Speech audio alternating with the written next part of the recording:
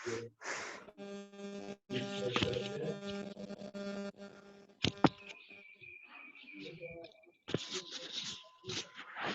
गया सर, उसको छोड़ दीजिए।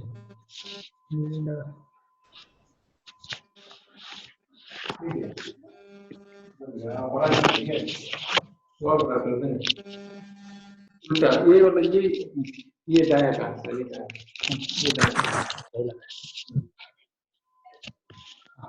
हाँ ठीक है ना, आवाज कर रहा है सर करके।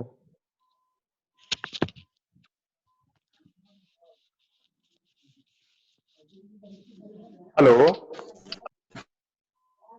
जी सर। क्या ठीक तो है? जी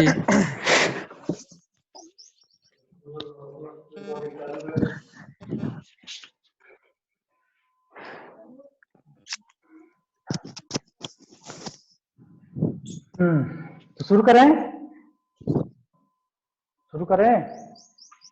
जी सर।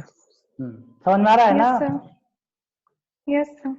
वायरसों के बारे में जितना भी डाउट होगा, चाहे कोरोना का हो चाहे किसी का भी हो, सब दूर हो जाएगा तुम्हारा। समझ में आया? जी हाँ, ये आदत है हमारा कहने का। समझ में आया? तो ये बता दिए आगे पहले बता देते हैं, उसके बाद तुम्हारा सारा डाउट चला जाएगा। कोरोना से लेकर के कोई रोना होगा। जी सर। रोना होने की जरूरत नहीं पड़ेगी। तो ये हम बता दिया, कुछ जो है कुछ वायरस मनुष्यों और जंतुओं दोनों पे रोग उत्पन्न करते हैं, और कुछ वायरस जो होते हैं दोनों पर रोग उत्पन्न करते हैं। कुछ मनुष्य पे जो करता है तो मनुष्य पे करेगा, जंतुओं पे नहीं करेगा। और कॉमन है, उसका नाम हम तुम लोग को बता ही दिए, सुन लो। इन्फ्लुएंजा, पोलियो, अलर्ट, उसके बाद रैबीज, चेचक, एड्स। ये रोग है जो मनुष्यों और जंतुओं दोनों में रोग होता है। ये उसके बाद एक तुम लोग को बताया कि अकेला एक जो वायरस है वो जो है 1 दर्जन पौधे को इन्फेक्ट कर सकता है। जैसे रिप्लिकेशन में एक सिस्टम है कि एक ओरिजिनल कॉपी जो है कई जीरोक्स कर सकती है। तुम लोग के पास, जैसे तुम लोग के पास रहता है एक ओरिजिनल कॉपी रहता है ना, तो एक ओरिजिनल कॉपी रहता है, तुम लोग कई जीरोक्स करा लेते हो उसी पे। वो वायरसों में भी एक फंक्शन होता है, एक ओरिजिनल कॉपी कई डुप्लीकेट को निकालता है अपनी तरफ से। जैसे तुम लोग निगेटिव और पॉजिटिव देखे होंगे उसमें, तो निगेटिव पॉजिटिव जो है कई तो निगेटिव को निकाल देता है, और उसका जो ओरिजिनल कॉपी है उसी तरह से पड़ा रहता है। इसलिए उसको रिप्लिकेशन यानी पुनरावृत्ति, बार बार उसकी आवृत्ति चलती रहती है। तो ये बात, इतना बात समझ गए वायरस क्या है, वायरसों का कैरेक्टर क्या है? Yes sir. हाँ, एक ही प्लांट, मान लो कोई एक प्लांट है, एक प्लांट में कोई निश्चित नहीं है कि एक ही रोग लगेगा। वायरस एक ही तरह का वायरसों का रोग रहेगा। एक प्लांट में कई तरह के वायरसों का भी अटैक हो सकता है। ये नहीं कि तुम्हारा टोबैको मोजैक वायरस लग गया, टोबैको मोजैक वायरस ही अब उसमें लगा हुआ है, सिर्फ दूसरा वायरस का रोग नहीं हो सकता। दूसरा वायरस का भी रोग हो सकता है उसमें। इसके बाद और ये जब किसी दूसरे कोशिका में रिप्लिकेट करते हैं यानी मल्टीप्लिकेशन होता है इनका, तो उसका स्थान ले लेते हैं कुछ देरों में। क्या करते हैं ये? उसका स्थान ग्रहण कर लेते हैं। हेलो, यस सर, सुनाई दे रहा है। तो उसका स्थान जो है ये ले लेते हैं, और उसके बाद उसका जो मेटाबॉलिज्म क्रिया होती है जिस कोशिकाओं में, हर एक कोशिकाओं में जो है, जैसे ग्लूकोज बनता है, तो ग्लूकोज बनने के बाद हमारे छोटे छोटे नलिकाओं द्वारा आमाशय से ग्रसित कर लिया जाता है, भोजन को सोख लिया जाता है। सोखने के बाद जो है अदर पार्ट को भेजा जाता है, तो हर एक कोशिकाओं में भोजन का अंश पहुंचता है, अपना उसका अपना अपना कार्य होता है। तो ये क्या करता है कि उस उपापचय पहले जो है भोजन बनाने वाले क्रिया को ही, उस फंक्शन को ही नष्ट कर देगा ये, और उस फंक्शन पे अपना हक जमाएगा और ये अपने अनुसार कार्य करेगा। यानी उसका मेटाबॉलिज्म जो है गबड़ा जाता है, उपापचय क्रिया गबड़ा जाती है। समझ गए? Yes sir. Yes sir. हाँ, इसके बाद इसके डिफिनेशन में जो बात थी वो समझ गए होगे। विषाणु जो है एक Yes. जीनोम होता है, यानी कि इसमें कई जीन मिलके बना होता है। इसमें एक और उसका कुछ टूटा हुआ, मतलब कोई मान जीन वो जो है हमारा क्रोमोसोम, उसमें से आधा टूट गया, तो आधा टूट गया तो आधा इन्फेक्शन नहीं कर सकता, उसमें पूरा होना जरूरी है। उसके बाद तुम्हारा और कैरेक्टर है, इसके बाद इसमें पुनरावृत्ति रिप्लिकेशन सिस्टम वैरियन, वो तो समझ गए होगे तुम लोग। तो कुछ वायरस जो होते हैं बहुत तेजी से इन्फेक्ट करते हैं, कुछ वायरस धीमी गति से इन्फेक्शन करते हैं।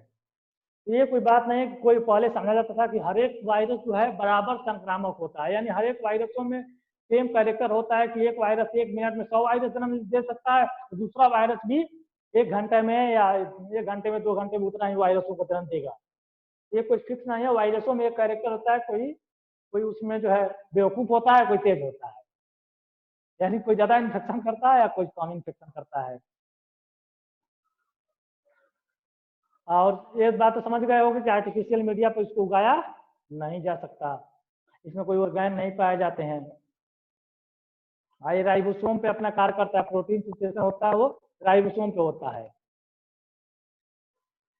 इसको इलेक्ट्रॉन माइक्रोस्कोप द्वारा देखा जा सकता है, जबकि बैक्टीरिया को लाइट माइक्रोस्कोप द्वारा भी देखा जा सकता है।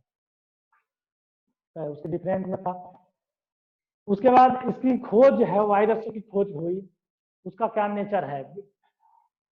जो वायरस है वो आज ही से नहीं है, पृथ्वी से हम लोग जब नहीं थे उससे पहले वायरस था, और वायरस रहेगा, भले मनुष्य रहे या ना रहे, लेकिन वायरस हमसे पहले थे, हमारे लाखों साल बाद भी रहेंगे, क्योंकि वो निर्जीव और सभी दोनों में सर्वाइव कर लेते हैं। लेकिन हम मनुष्यों क्या है, हम मनुष्यों में कैरेक्टर पाया जाता है, जैसे हमारे हाथ तुम लोग जैसे देख रहे होगे, हाथों में जैसे त्वचा निर्मोचन हो रहा है, मल्टिंग क्रिया हो रही है, मल्टिंग क्रिया में त्वचा हमारे हाथ का छूट रहा है, थोड़ा सा डेथ हुआ इस स्किन का, तो ये क्या होगा कि अब जो है छोड़ना शुरू कर देता है। जैसे आज मरा कोशिका, वो कोशिका जो हमारे शरीर से तुरंत अलग हो जाएगी। लेकिन प्लांट में और वायरसों में ऐसा कैरेक्टर नहीं होता है कि तुरंत मारा। जैसे मान लो तुम लोग का ये सेलुलोज होता है, बाहरी कोशिका भित्ति, तुम लोग देखे होगे किसी पौधे का बाहरी भाग निर्जीव होता है, तुम लोग पढ़े होगे, लेकिन फिर भी उसके साथ चिपका रहता है। लेकिन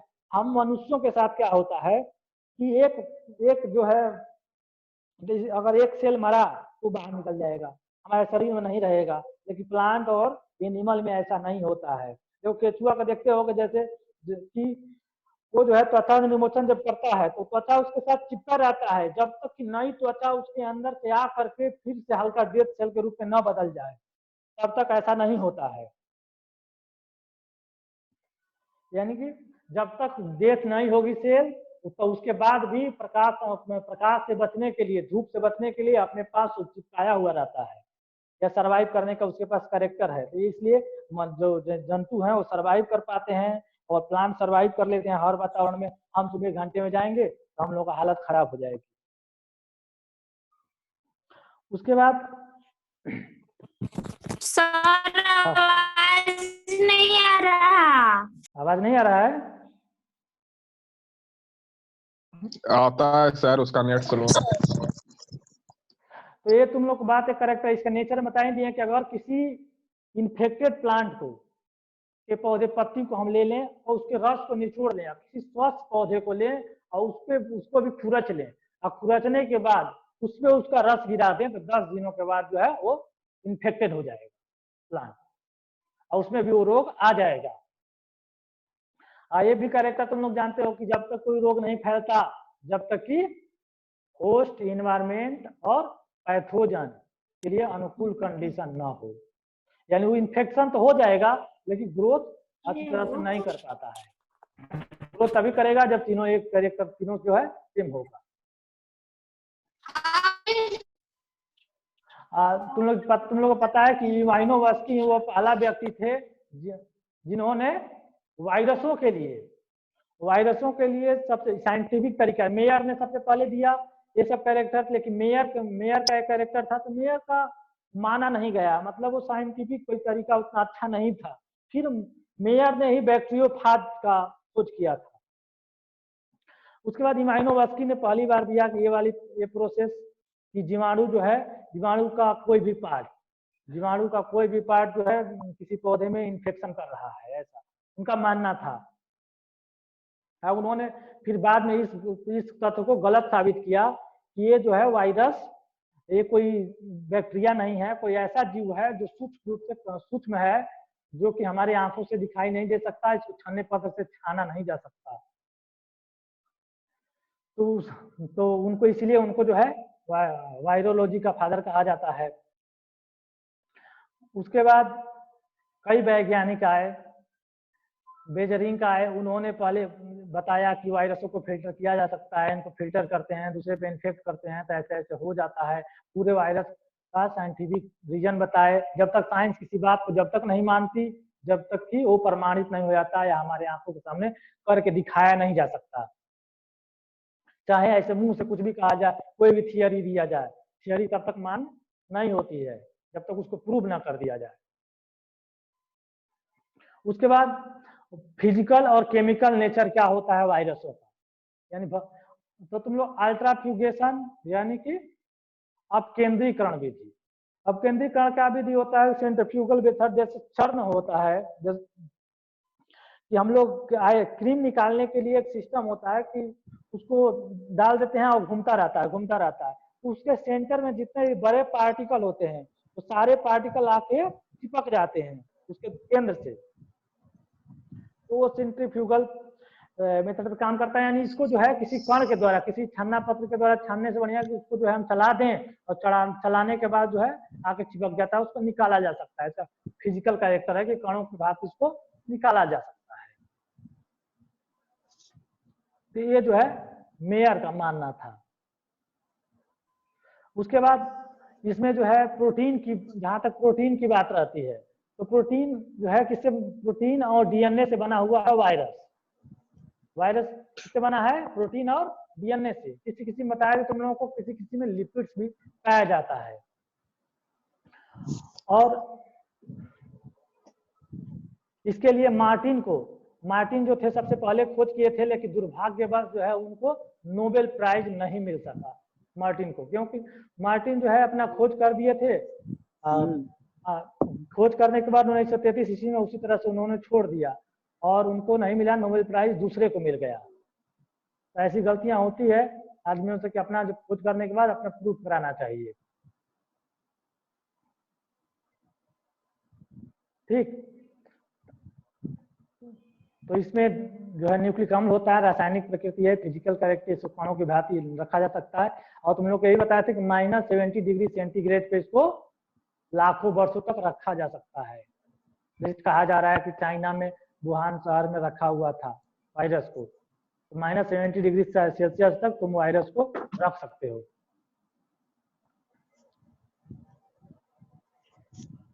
और आगे बढ़ते हैं। और प्रोटीन के जैसे तुम लोगों को बताया कि ये जो फाज होता है, जितने भी इसके ऊपर वाले पार्ट होते हैं वो जो है प्रोटीन का बना हुआ भाग है, और बाकी न्यूक्लिक अम्ल होता है।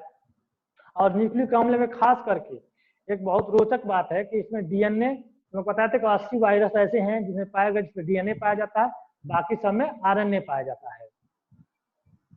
तो आरएनए में तीनों जब किसी पे इन्फेक्ट करते हैं उसमें तीनों जो है तीनों आरएनए, टीआरएनए, आरआरएनए और एसआरएनए, एमआरएनए, मैसेंजर आरएनए, ये तीनों जो है काम करता है अपना अपना। मैसेंजर आरएनए मैसेज पहुंचाता है, टीआरएनए ट्रांसफर करता है किसी को, उसके बाद आरआरएनए राइबोसोम का यानी प्रोटीन का संश्लेषण करता है। ये सब क्रिया रिप्लिकेशन में होती है।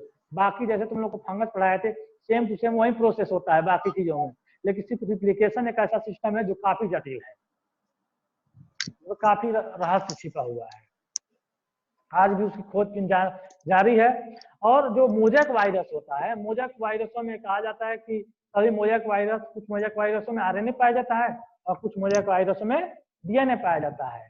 जैसे कॉलीफ्लावर मोजैक वायरस है, उसमें जो है डीएनए पाया जाता है, बाकी मोजैक वायरसों में आरएनए पाया जाता है। तो ये जो है सिंगल स्टैंडर्ड भी हो सकता है और डबल स्टैंडर्ड भी हो सकता है। आरएनए और डीएनए का इसका ये मतलब नहीं है कि ये जो है डबल स्टैंडर्ड रहेगा तो हम डीएनए कहेंगे, सिंगल स्टैंडर्ड रहेगा तो आरएनए कहेंगे। ट्रांसक्रिप्शन, रिवर्स ट्रांसक्रिप्शन समझ रहे होंगे, बताया था उस दिन। तो डीएनए से आरएनए बनता है, आरएनए से डीएनए बनता है, ये सिस्टम है। और उसके बाद वायरसों को नैनोमीटर में मापा जाता है। और ये उसके बाद तुम लोग को इसके न्यूक्लिक अम्ल के बारे में तुम लोग को एक बात बताते हैं कि इसका न्यूक्लिक अम्ल जो है काफी, न्यूक्लिक अम्ल के बाद जो प्रोटीन कोट है वो काफी रहस्यमयी है। एक छोटा सा वायरस जो हमारी आंखों से नहीं दिखाई देता है, टोबैको मोजैक वायरस, कुल 158 एमिनो अम्लों से मिलकर बना होता है। सिर्फ टोबैको मोजैक वायरस। और इसके बाद देखते हैं कि कंपोजिशन क्या है, स्ट्रक्चर क्या है वायरस का। वायरस को कंपोजिशन में है कि इसमें न्यूक्लिक अम्ल का कंपोजिशन है उसे 5 से 40% तक जो है, 40% तक तुम्हारा न्यूक्लिक अम्ल होता है। और शेष बाकी जो है 60 से 95% भाग जो है प्रोटीन का होता है वायरसों में। और ये बात कोई फिक्स नहीं है कि इतना ही रहा जाए, लेकिन अक्सर होता है। लेकिन जो गोलाकार जो वायरस कुछ होते हैं गोलाकार रूप में, उनमें इसका कंपोजिशन भिन्न भिन्न भी हो सकता है। तो ये हो गया कि 5 से 40% तक होगा न्यूक्लिक अम्ल और 60 से 95% भाग जो है प्रोटीन का बना हुआ रहेगा। और कभी कभी इसमें लिपिड्स भी होता है। विषाणुओं का स्ट्रक्चर पे देखते हैं इसका। प्रियोन का मतलब समझते हो, प्रियोन। इसमें भी कई कैटेगरियां हैं वायरस की। तो प्रियोन होता है जिसमें सिर्फ और सिर्फ प्रोटीन के अंश होते हैं, उसमें न्यूक्लिक अम्ल नहीं पाया जाता है, उसे हम कहते हैं प्रियोन।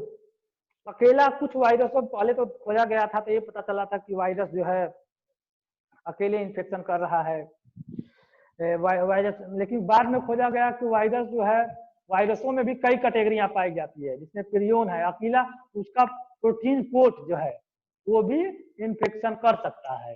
यानी एक प्लांट से दूसरे प्लांट में वो जो है इन्फेक्शन करने की क्षमता रखता है वो प्रियोन। प्रियोन के बारे में अभी काफी कुछ जो है खोज नहीं हो पाया है, अभी आगे खोज होगा तो समझ लेना। और इनका जो वायरस का प्रोटीन खोल होता है वो राइबोसोम पर होता है और पुनरावृत्ति से बनता है।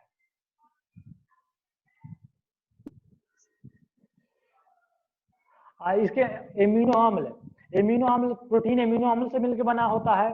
और तुम लोग जैसे हम लोग में है कि 10 आवश्यक एमिनो अम्ल लेना जरूरी है, tryptophan, threonine, arginine, leucine, lysine जो भी है, ऐसे 10 इथाइलिन, बीपी जैसे। तो इस तरह से 10 अमीनो, लेकिन ये जो है हम लोगों से भी आगे बढ़ते हैं। इसमें 158 एमिनो अम्ल किसमें है, टोबैको मोजैक वायरसों में कुल 158 एमिनो अम्ल पाया जाता है। तो इसी तरह से कई वायरसों में भिन्न भिन्न, किसी में 49, किसी में 50, किसी में 100, इस तरह के जितने टाइप के एमिनो अम्ल पाए जाएंगे ये उसके अनुसार प्रोटीन का कंपोजिशन भी होगा।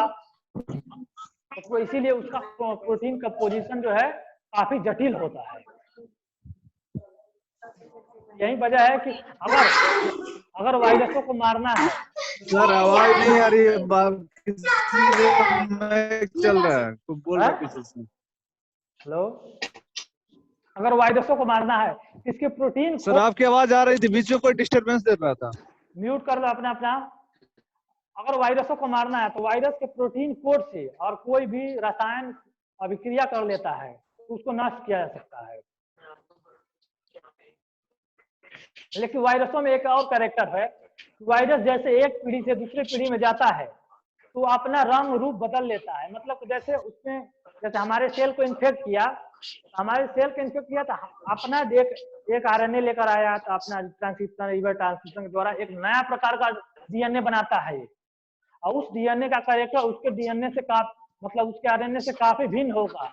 और हर एक मनुष्यों में, जैसे मान लो कोरोना वायरस हमारे में इन्फेक्शन किया तो ये कोई निश्चित नहीं है कि अगर अगले मनुष्य पे इन्फेक्शन करेगा वो, तो उसी तरह का कैरेक्टर दिखाएगा, या उसी तरह से जन्म करेगा, उसी तरह से बढ़ेगा, या वही कैरेक्टर आएगा। या हमारे पे जो दवा काम कर रही है वो दवा उस व्यक्ति पे भी काम करेगी, ये कोई फिक्स नहीं होता है।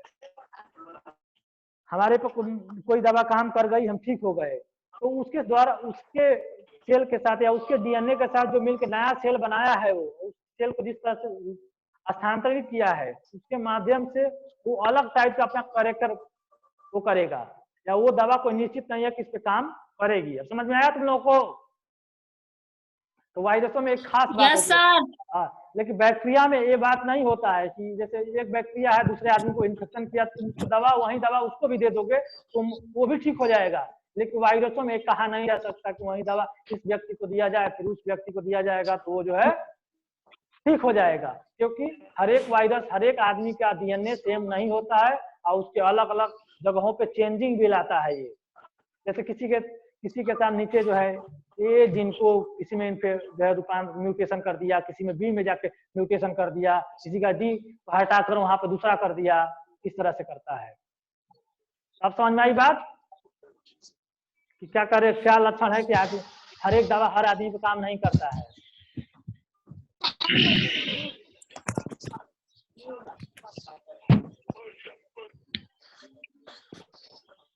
और ये जो है न्यूक्लिक अम्ल फास्फेट के साथ यानी फास्फोरस के साथ रिएक्शन कर बार बार रिएक्शन करके इसी प्रक्रिया कर करके यानी कि पुनरावृत्ति होती रहती है और डीएनए और आरएनए का निर्माण होता रहता है हमेशा। अब तुम लोग बताते कि कोई ओरिजिनल कॉपी कई डुप्लीकेट कॉपी को जन्म देता रहता है, तो यानी वो बार बार जो है न्यूक्लिक अम्ल फास्फेट से क्रिया करेगी, उसके फलस्वरूप डीएनए और आरएनए का निर्माण होता रहेगा।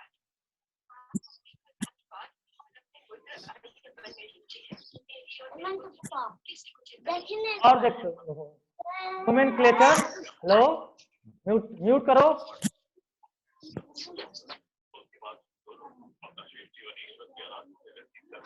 कौन टीवी देख रहा है? तो नोमेनक्लेचर में होता है कि वायरसों का नामांकन कैसे किया जाए, वायरसों का नाम रखा कैसे जाए। आखिर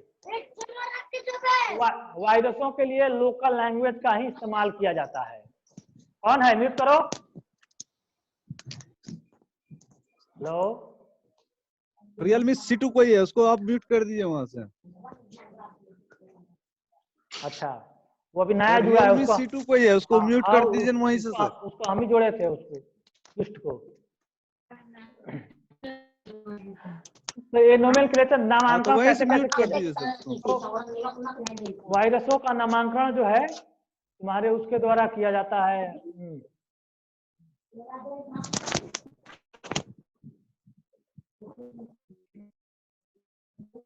आवाज नहीं आ रही है।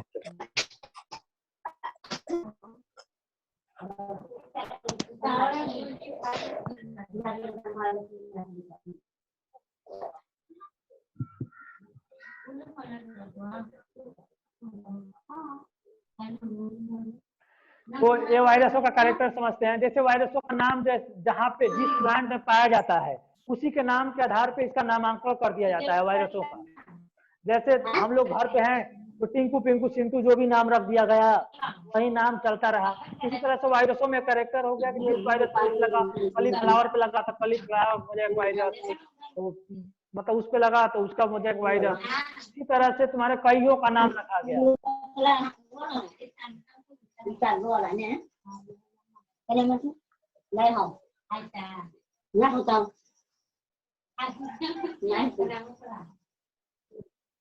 हेलो सर, रियलमी C2 का म्यूट कर हाँ दिया सर, पीछे से बहुत ज्यादा हल्ला आ रहा है। सर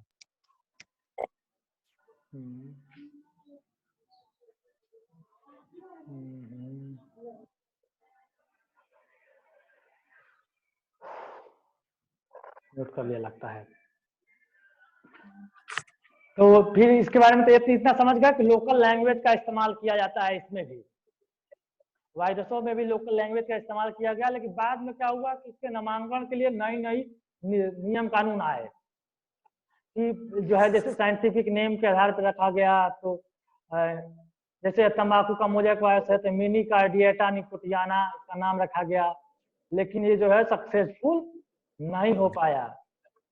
जैसे सबका रखा जाता है उसी तरह सेम टू सेम रखा गया। फिर इसको क्या किया गया, फिर इसका नाम चेंज किया गया। जैसे टोबैको वायरस का नाम फिर बदला गया तो टोबाबो वायरस जो है इसका नाम रखा गया बाद में आकर के। इसी तरह से इसका नामांकन चलता गया, लेकिन आज भी इसका लोकल लैंग्वेज फेमस हो जाता है। जो एक बार जानते ही हो, एक बार जो फेमस हो गया वो हो गया, बाद में चेंज करना काफी मुश्किल होता है। इसी तरह से इसी वायरस में भी यही करेक्टर है कि एक बार फेमस हो गया तो हो गया, लेकिन आज कुछ का आज भी इस्तेमाल जो है साइंटिस्ट लोग इसके लिए करते हैं। और बाकी आगे वाले कैरेक्टर पे इसके आते हैं वायरसों के।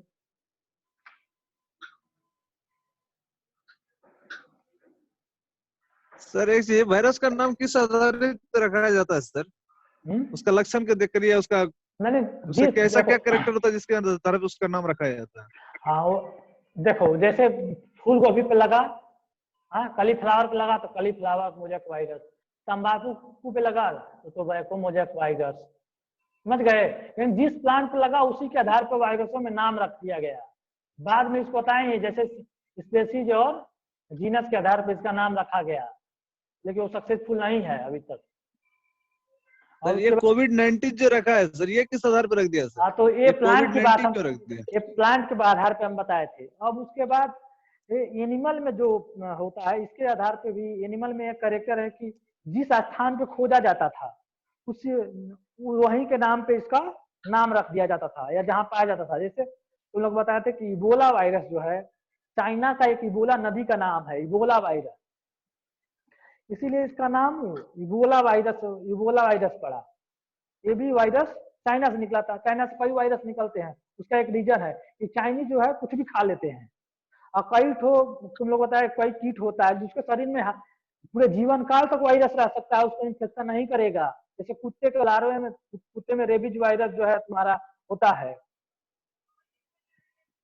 रेबीज होता है, या कुत्ते में इस तरह से कई वायरस जो है, चिकन पॉक्स है तो कई में रह सकता है वो, लेकिन जैसे वो ये दूसरे जीवों पे आएगा इन्फेक्शन कर देगा तुरंत। तो चाइना वाले खुद ही खाते रहते हैं सारे कुछ, सब कुछ खाने में काफी माहिर है ये, तो इसलिए।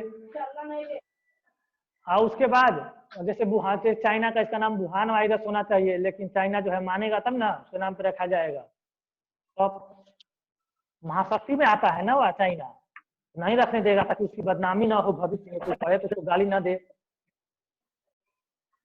ठीक है। और ठीक है सर। हाँ तो देखो तंबाकू वायरस, जैसे तंबाकू को बताएं कि तंबाकू वायरस, टोबैको मोज़ेक वायरस में 5-10 प्रकार का वायरस पाएगा, तो tobacco mosaic virus 1, tobacco mosaic virus 2, tobacco mosaic virus 3, इस तरह से भी नाम रखा गया। लेकिन बाद में जाकर के इसे कैरेक्टर पता नहीं चल पा रहा था, तो एक संयुक्त नाम बनाया जाने लगा। क्या पूछ रही हो, पूछो।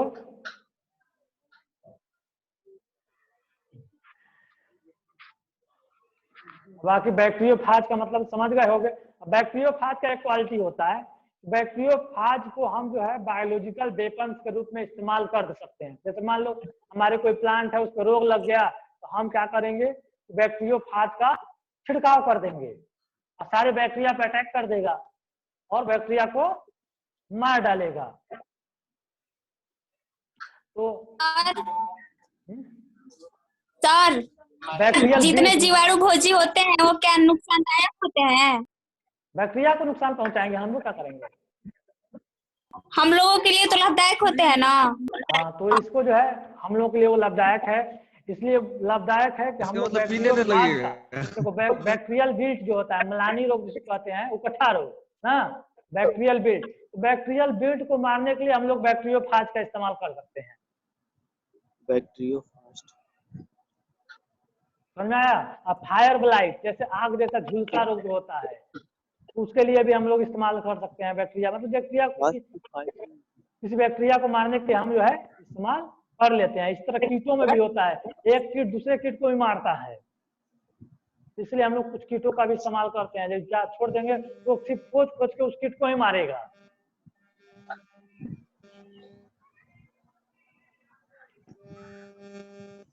कुछ सूत्र के कुछ जो है जैसे तुम्हारा, बिल्ली चूहा को मारता है सर। हाँ वही हाल है, चूहा लोहे को ही काटता है, वही फार्मूला यहाँ पे है। तो कोई तुम लोग बता दे, माइक्रो ऑर्गेनिज्म जो होते हैं वो अपने पास जो है बैक्टीरिया वायरसों को अपने अंदर रख लेते हैं, और जिसको इन्फेक्ट करेंगे जिस प्लांट को उस पे रोग फैला देंगे।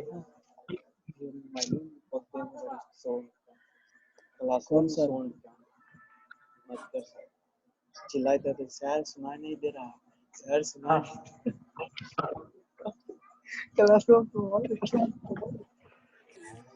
तो उसके बाद तुम लोग को ये हो गया, प्रियन समझ गए, बैक्टीरियोफाज समझ गए, वायरस समझ गए, इतना समझ गए। वायराइड समझ दो।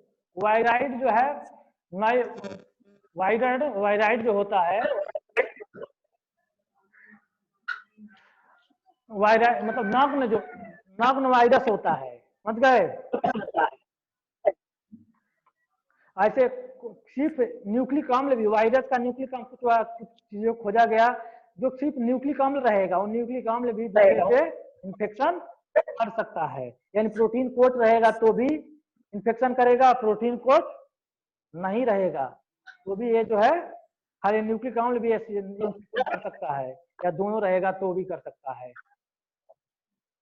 और एक वायरोसाइड होता है, ये जो है वायराइड तुम लोग समझ गए क्या होता है। सिर्फ नग्न क्या होता है, न्यूक्लिक अम्ल होता है वायराइड। समझ गए। और प्रियन समझ गए, सिर्फ ओनली वन जो है प्रोटीन कोट रहेगा उसके पास। और उसके बाद एक वायरोसाइड होता है, ये जो है अकेले इन्फेक्शन कभी नहीं करता है, और वो वायरसों के साथ मिल करके काफी भयंकर रोग उत्पन्न करते हैं। अकेले इसके पास क्षमता नहीं है कि रोग उत्पन्न कर दे, लेकिन वायरस के साथ जब मिल जाएगा तो काफी नुकसानदायक होता है। जैसे चोर मिलकर बहुत बड़ा चोरी कर लेते हैं, वही हाल यहाँ पे है। और कुछ पूछना है तो पूछो। हेलो हेलो,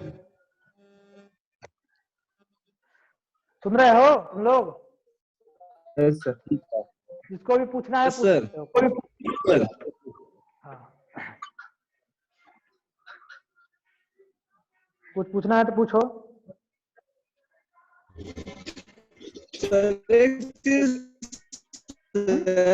ये वायरस कितना, मतलब सर हर चीज का सब तुम्हारा आवाज कट रहा है पहले।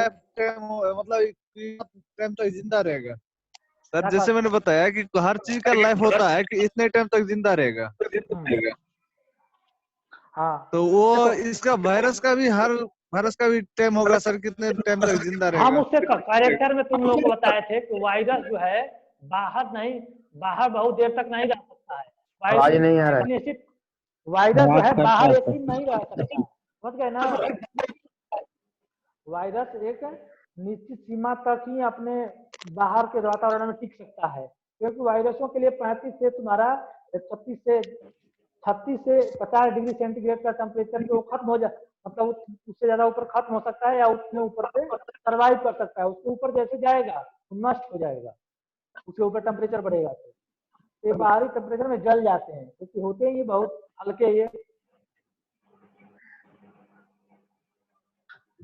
समझ गए। तो ये जो है बाहर कुल मिला के तुम्हारा कि टेम्परेचर के अनुसार ये जिंदा बाहर रहेंगे। ये सरकार जो 12 घंटे 15 घंटे वाली तुम लोग बात जो सुन रहे हो, ये 12 घंटा रहेगा, 8 घंटा रहेगा, तो ये जो है एक बस ये नियम लगाया है। कोरोना वायरस जो है इतने टेम्परेचर तक एक्टिव है। कोरोना वायरस का पता ही नहीं चल रहा है कितने टेम्परेचर तक ये एक्टिव रहेगा और कितने पर जो है इनएक्टिव हो जाएगा, इसका अभी तक पता नहीं चलता है। लेकिन लोग कहते हैं 12 घंटे तक जो है 12 घंटे या 24 घंटे में नष्ट हो जाएगा अपने आप। सारे सर्वाइव आर्टिफिशियल मीडिया पे इनको उगाया नहीं जा सकता है। तो पढ़ लिए होगे। और पूछो कुछ भी।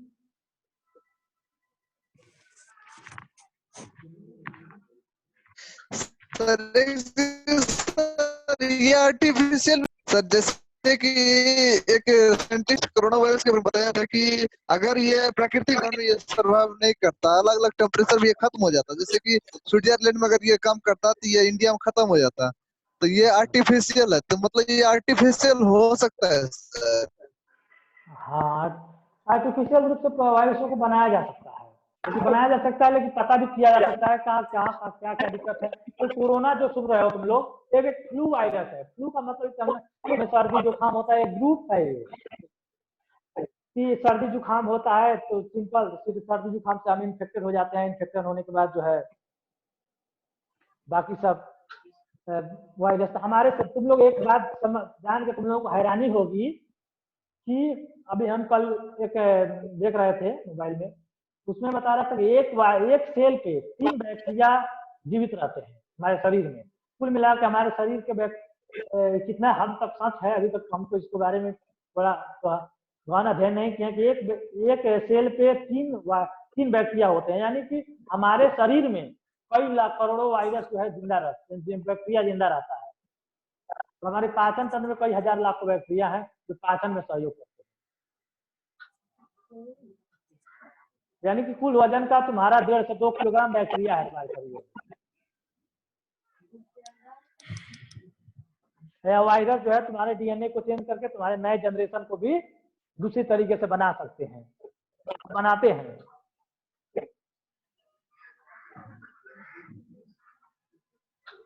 और कुछ पूछो,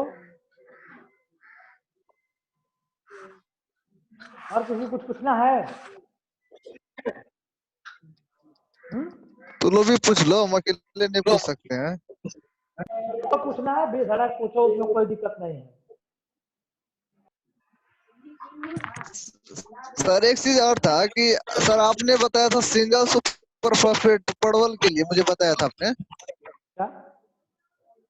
हाँ हाँ हाँ हाँ, आप सर मुझे एक दवाई बताए थे सिंगल सुपर फॉस्फेट। ये सर दवाई नहीं है वो, उपलब्ध नहीं है, ये बहुत आदमी भी नहीं।